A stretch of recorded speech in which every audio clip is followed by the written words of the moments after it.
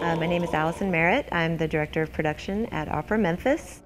We are just right now kicking off our 08-09 season, and we are starting rehearsals on La Traviata this week.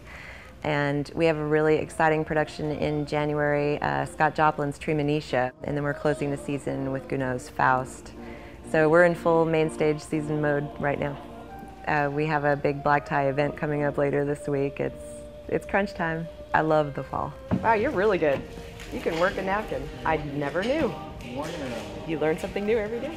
I took a napkin folding course on the Disney cruise, and I've had a passion for napkin folding ever since. I love my boss.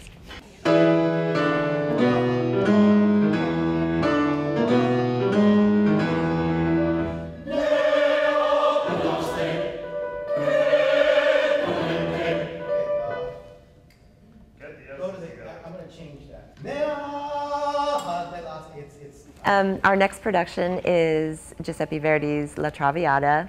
It's probably one of the top 5 most famous and loved operas of all time. It has hit songs that every one of us knows.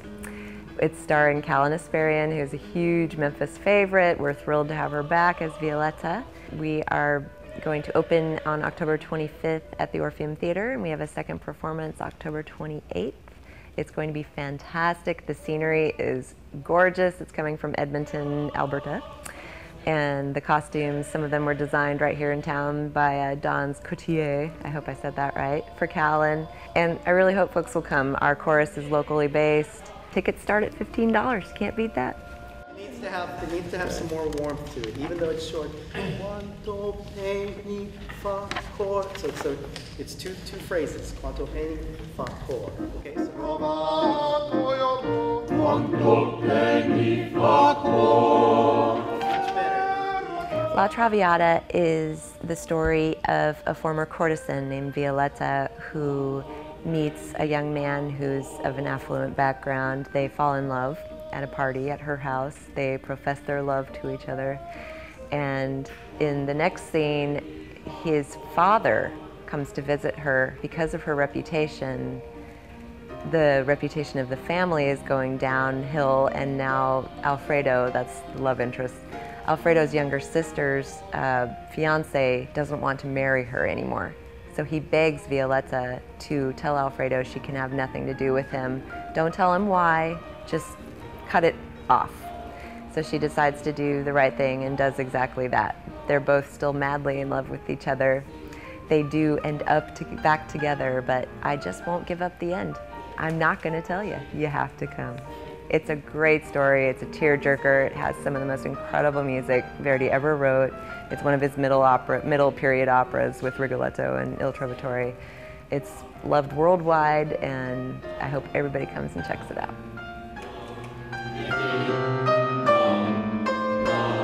The process of getting an opera on its feet starts approximately a year to a year and a half before it ever hits the stage, and that's when we decide what the season will be. Once we have a proposal, we bring it to our board and they vote on it. If they approve it, then I get to work. And the first thing I do is find scenery. Opera scenery is giant. It's very expensive to build. And so we have a very tight network of the 161 opera companies in Northern America. We have a listserv where you can search a production and find out who has the scenery, see pictures of it, how much it costs, and that kind of thing. And so I'll put holds on sets that I'm interested in so I can show pictures to the artistic director. We make a decision with the design team and everything, which one's going to fit us best and what we can realistically accomplish. He's hiring singers, auditioning singers, all during this time. The next thing I do is typically to hire my staff. I hire the stage management team, the design team, the costumers, props, artisans, whatever I'm going to need for that production. I really have to contract people almost a year out to make sure that I can find the quality of people we want. Oh,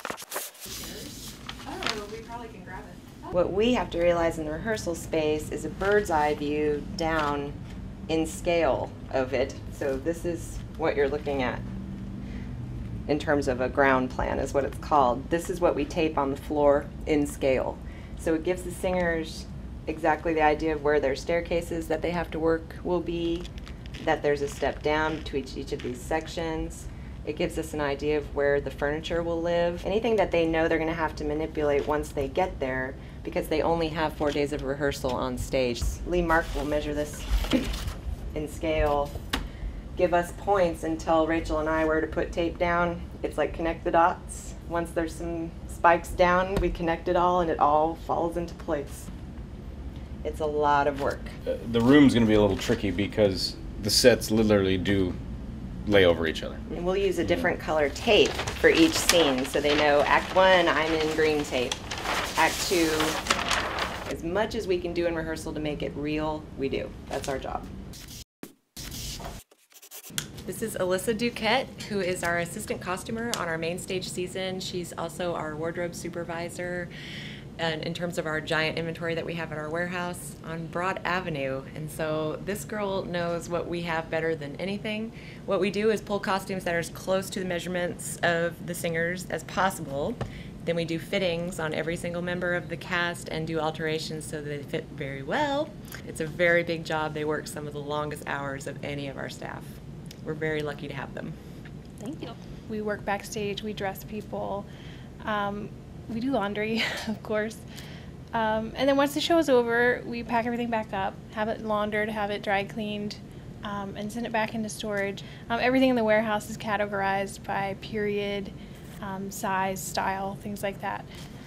It's 2,500 square feet chock full of costumes. It would be in the thousands, probably at least 5,000. And about 1,000 hats. Yeah. It came with 10,000 yards of fabric. A lot of it is from the Salzburg Festival in Austria and is just absolutely gorgeous. We had to build a 2,500 square foot, 2-story storage, climate-controlled storage in our scenic warehouse for this purchase. But it saves us almost $45,000 a year in not renting costumes.